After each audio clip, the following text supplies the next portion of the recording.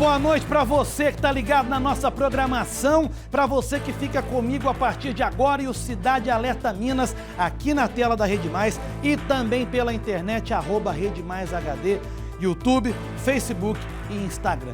Vamos direto para as histórias de hoje, para os casos dessa quarta-feira, porque eu tenho muita coisa para te mostrar e eu começo com esse caso aqui. Coloca a foto do ex-prefeito de Itaiandu, tá aí, ó. O Joaquim, conhecido como Joaquim do Milho, 65 anos. Até onde eu sei, uma pessoa muito querida na cidade, viu? Gente simples. O Joaquim estava desaparecido desde domingo. E ontem, infelizmente, ele foi encontrado morto dentro do carro dele com um corte no pescoço. Uma clara cena de homicídio. E logo a polícia chegou até o suspeito. Que confessou o crime e esclareceu a motivação. Ele disse que matou porque foi xingado pela vítima após os dois terem bebido em um bar. Põe a reportagem no Cidade.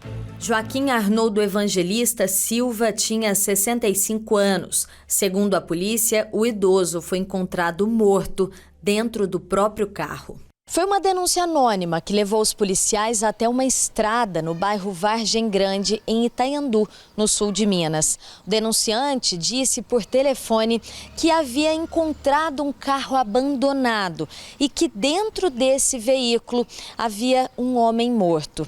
Quando os policiais chegaram no local indicado por esse denunciante, já logo de cara identificaram a vítima e também avistaram que no pescoço desse homem havia um corte bastante profundo. Era o corpo do ex-prefeito de Itaiandu, cidade no sul de Minas. Joaquim do Milho, como o ex-político era mais conhecido, estava desaparecido desde domingo, dia 27 de novembro. Sem notícias, amigos até chegaram a fazer uma publicação nas redes sociais pedindo ajuda para encontrar o ex-prefeito.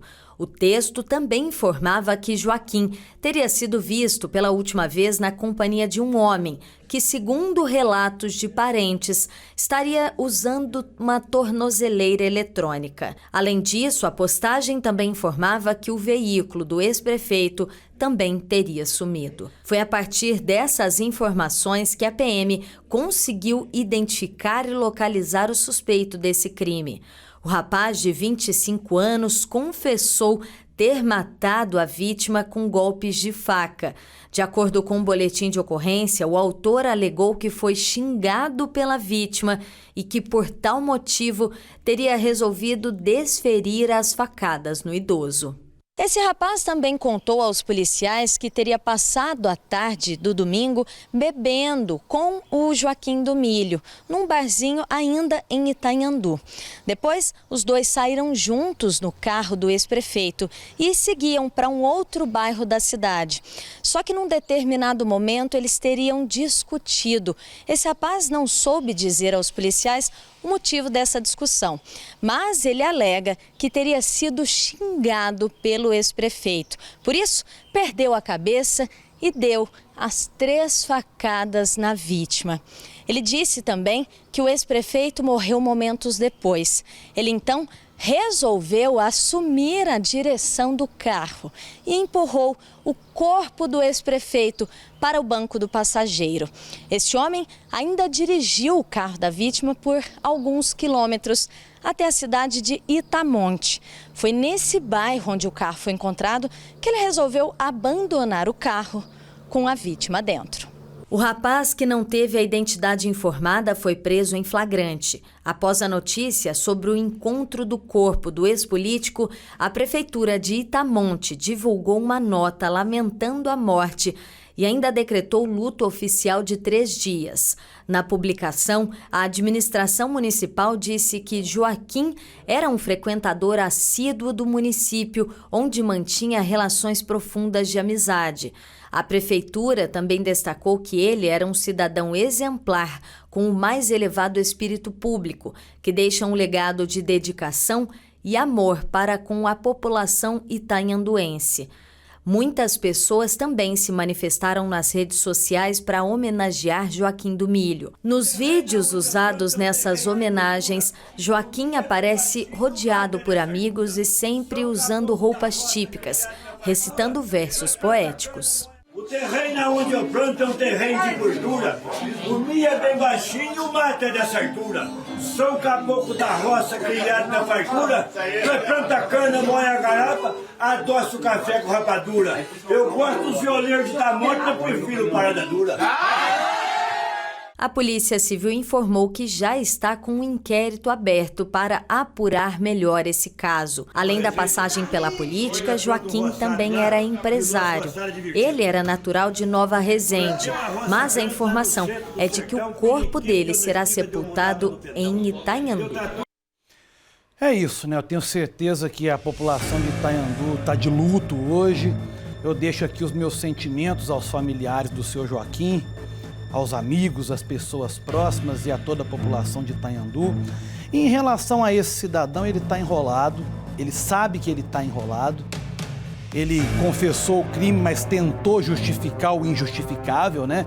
Dizendo que foi xingado e isso e aquilo, perdeu a cabeça depois de uma bebedeira. O fato é que, como eu disse, não tem justificativa. E agora ele vai arcar com as consequências. Espero que arque com as consequências do crime que cometeu.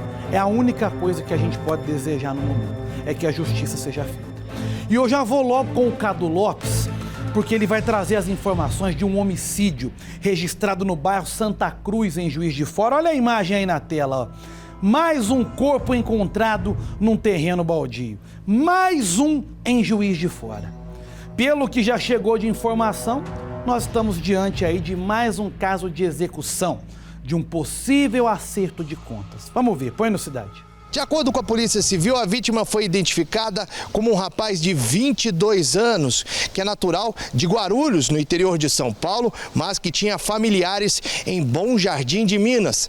Ainda de acordo com o delegado responsável pelo caso, o jovem foi executado em um terreno baldio que fica no bairro Santa Cruz, zona norte de Juiz de Fora. Ele foi executado com 2 tiros, né? Um tiro no ouvido e depois um confere na cabeça. Tudo de pistola 9mm. Segundo a Polícia Militar, crianças estavam brincando próximas a esse terreno baldio e viram o corpo desse rapaz ali no local.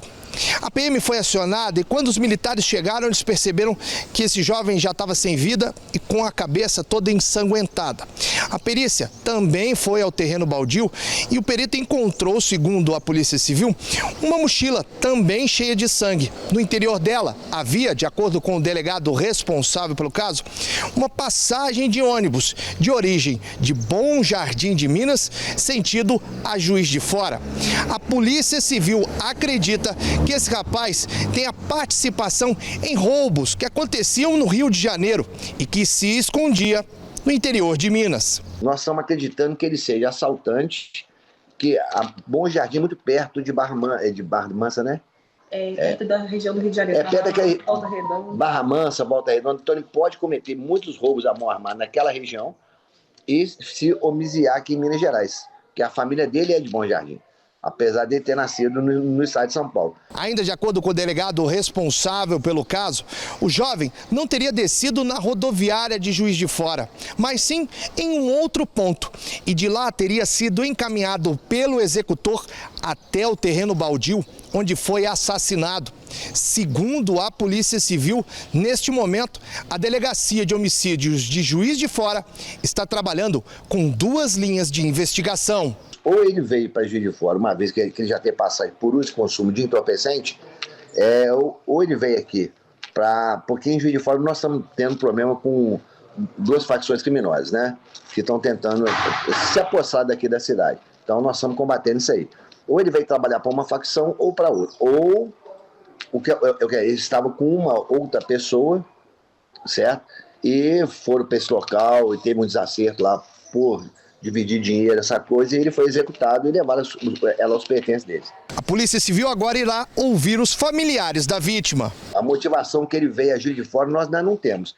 Por isso que é importante os familiares dele serem ouvidos hoje, para informar se ele avisou que ia vir para Juiz de Fora, se ele tinha o costume de vir para Juiz de Fora, né? para poder verificar se foi uma coisa espontânea ou ele já tinha esse costume de frequentar aqui. Que pode ser também que ele tenha vindo aqui buscar entorpecente para levar para a região de Bom Jardim e Lima Duarte. E é assim que funciona o trabalho de investigação. O Dr. Rodolfo descreveu perfeitamente. Não é apenas procurar testemunhas do fato, do crime em si. É conversar com familiares, é conversar com pessoas próximas, é saber da rotina, é saber dos últimos passos, dos últimos momentos da vítima e assim a polícia monta o quebra-cabeça para chegar até a motivação. Pelo que o delegado passou, está tudo muito bem claro por enquanto, tudo muito bem encaminhado e certamente no momento oportuno nós teremos aí a confirmação sobre a motivação e chegaremos aí até todos os envolvidos. E olha, daqui a pouco eu vou mostrar o caso de um homem que foi preso aqui no sul de Minas após denúncias de estelionato. Olha a imagem dele aí embaçada por enquanto.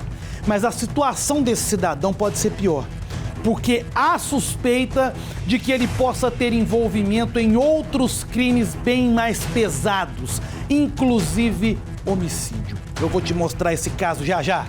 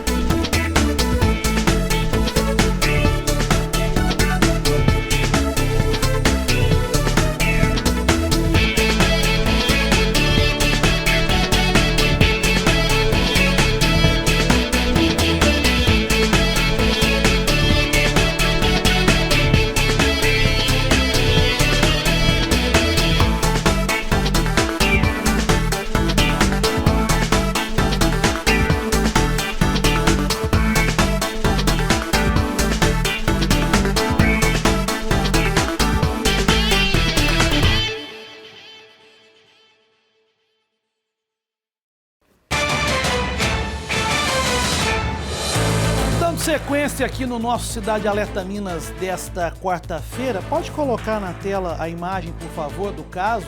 Tá aí, ó. Aí nós temos um homem, se não me engano, de 37, 38 anos, que por enquanto nós não vamos identificar, porque nós vamos aguardar os trabalhos da polícia, que estão, inclusive, muito bem encaminhados. Mas esse cidadão aí foi preso aqui no sul de Minas, às margens da BR-354. Um primeiro motivo, denúncias de estelionato. Teria aplicado golpes em Campo Belo. Mas a polícia já tem uma outra investigação em andamento. Investigação que pode complicar ainda mais a situação desse homem, porque ele teria envolvimento em crimes cometidos contra caminhoneiros às margens de rodovias aqui do sul de Minas. Inclusive, um homicídio que nós mostramos aqui no Cidade Alerta. Então põe a reportagem no Cidade. O suspeito de 38 anos foi detido às margens da BR-354. Com ele, a Polícia Militar encontrou um uniforme e uma bolsa da empresa que administra a rodovia Fernão Dias, além de um cartão de banco em nome de outra pessoa. Também foram encontradas catracas de carga escondidas em um matagal. Pouco antes, o homem foi até uma loja em Campo Belo e tentou aplicar um golpe, mas não conseguiu. Em seguida, ele foi em outro local e conseguiu adquirir as catracas de carga. Depois disso, ele não foi mais visto. Houve denúncias e o rastreamento em busca dele começou. Foi aí que o suspeito foi encontrado às margens da BR-354. A empresa que administra a Fernão Dias informou que o homem trabalhava em uma empresa terceirizada que presta serviço para a concessionária. Ele teria sido demitido e não devolveu o uniforme. Quanto aos crimes de estelionato, foram 2 tentativas de estelionato que ele praticou. Porém, as vítimas no município de Campo Belo, com bastante medo, não quiseram dar prosseguimento ao inquérito policial. Então, esse suspeito específico não vai ser indiciado nesse momento por crimes de estelionato, tendo em vista a desistência das vítimas.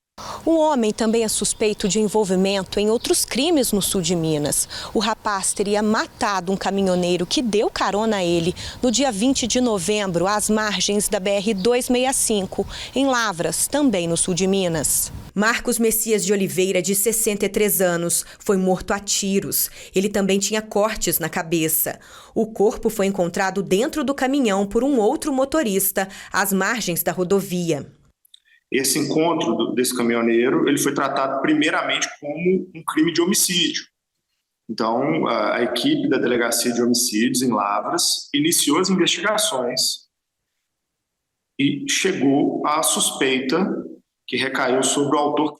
Esse autor foi preso em Campo Belo.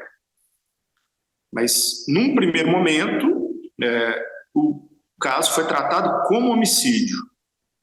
Posteriormente, com esse afunilamento da suspeita e a análise da ficha criminal do suspeito, é que nós entendemos que, na verdade, pode se tratar de um latrocínio. Além disso, o suspeito teria atacado um outro caminhoneiro na Fernão Dias, no pátio de um posto de combustíveis. A vítima foi agredida com um martelo, mas sobreviveu. A suspeita é que nos 2 crimes, o rapaz também estivesse com o uniforme da concessionária. Já de plano, os investigadores identificaram que ele utilizava um uniforme, certo? E com base nessa informação e também num serviço de inteligência, chegou-se a esse suspeito. Posteriormente, nós fizemos um aprofundamento nas pesquisas nos sistemas policiais e entendemos que esse suspeito estaria envolvido com outros delitos de roubo a caminhoneiros, né? E, infelizmente, essa fotografia do suspeito ela viralizou nos grupos de caminhoneiros.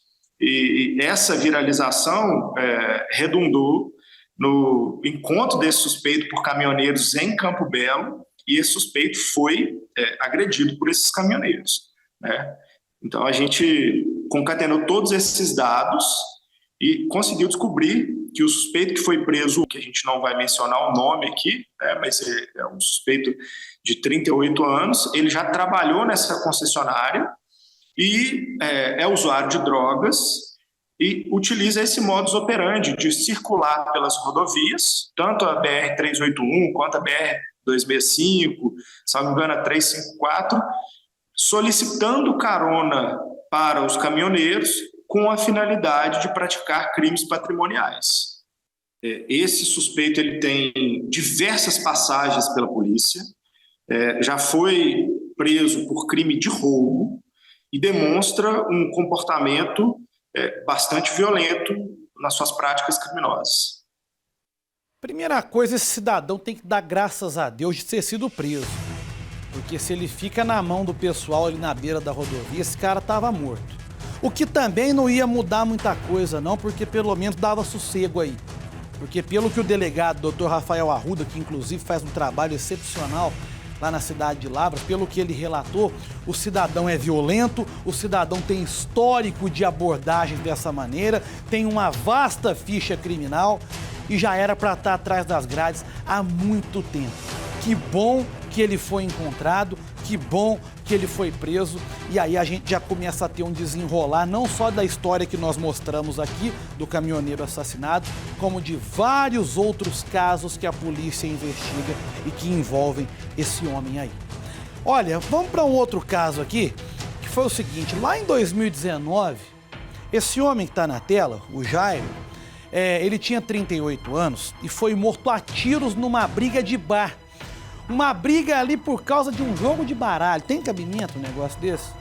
Além disso, o tio do Jairo, que também estava com ele no bar, foi baleado. Mas graças a Deus sobreviveu.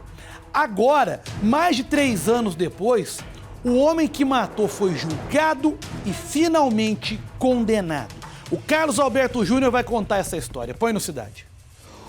O Conselho de Sentença, formado por 4 mulheres e 3 homens, acatou a denúncia do Ministério Público e condenou Sérgio Lopes Machado, de 45 anos, a 21 anos de prisão, sendo 14 por homicídio qualificado por motivo fútil e 7 por tentativa de homicídio.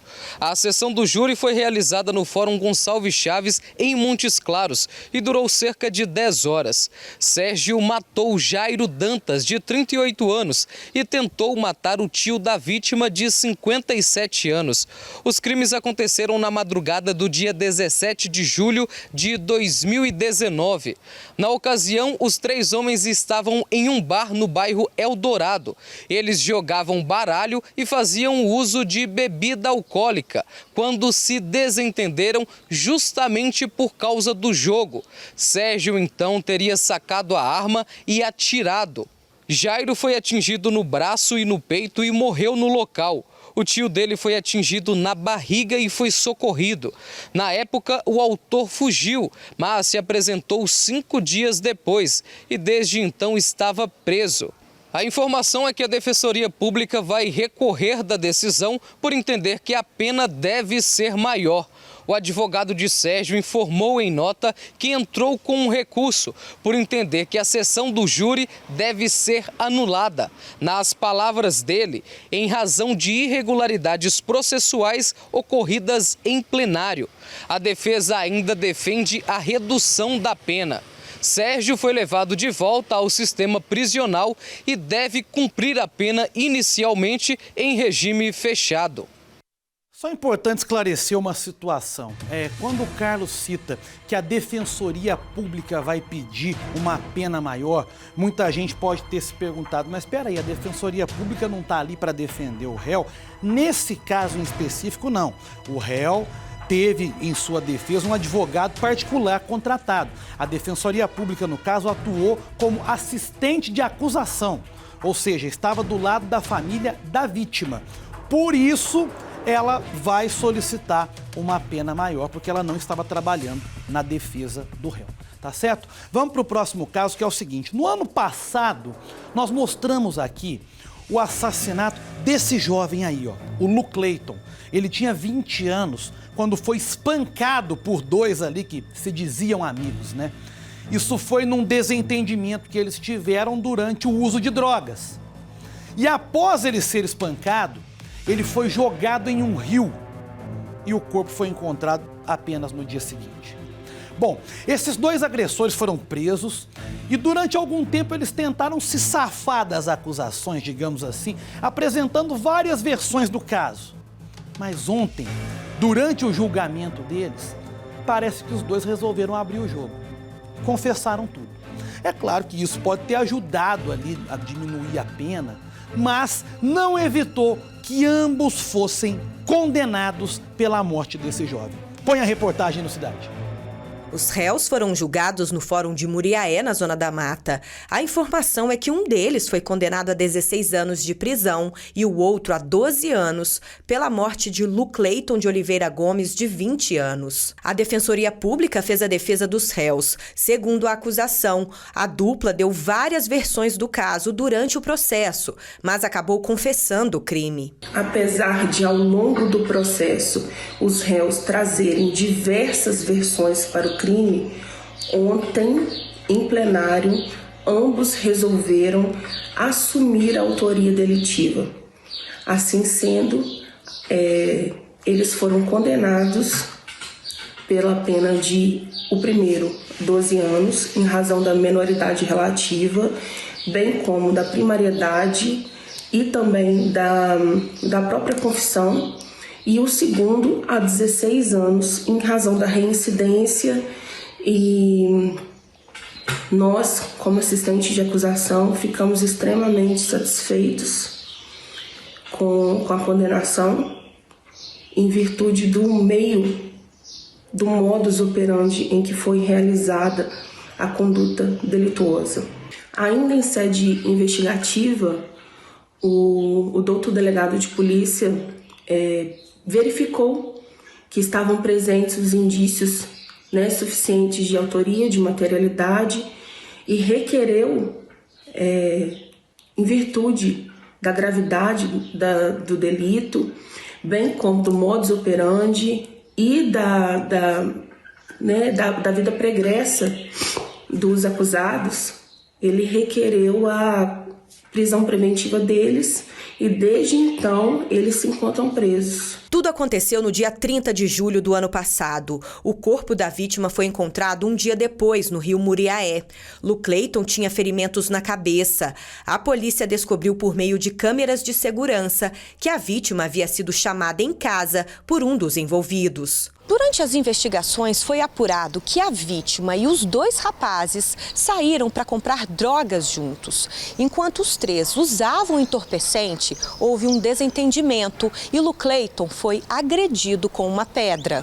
Em seguida, os 2 espancaram a vítima, que foi jogada no rio, ainda com vida. O corpo foi visto no dia seguinte por moradores do bairro Santana. Lucleiton teve sua vida ceifada de forma extremamente brutal, reitero. E em razão disso, o homicídio foi qualificado. A condenação, inclusive, se deu em razão da asfixia, haja vista que quando ele fora jogado dentro do rio, ele estava com vida, ele ainda tinha vida, e também se deu em razão da emboscada, da dissimulação e do recurso que dificultou, na verdade, impossibilitou a defesa da vítima. A vítima estava com os réus no momento em que fora surpreendida. Tá aí. Bom, muitas vezes as pessoas costumam julgar, né? Porque o cidadão estava usando droga e não sei o quê. Mas não justifica, gente. Ele foi vítima de um crime covarde, ele foi assassinado de uma forma brutal e cruel. É claro que nós tínhamos que cobrar a justiça nesse caso, tínhamos que cobrar a punição aos assassinos. E aí a gente vê uma pena de 12, 14, 16 anos, se não me engano, ali, uma pena entre isso que eu falei. Eu sempre defendo pena mais alta para crime de homicídio. Mas isso está dentro daquilo que a gente tem acompanhado aí nos julgamentos pelo Brasil. Tanto é que a própria acusação, um é 12 e outro 16, né, Michele? É isso. Tanto é que a própria acusação se deu por satisfeita. Então é isso, a pena foi estipulada, foram punidos os assassinos, é isso que importa. Para você que esteve comigo, meu muito obrigado, meu boa noite, um forte abraço. Eu volto amanhã aqui no nosso Cidade Alerta Minas. Tchau!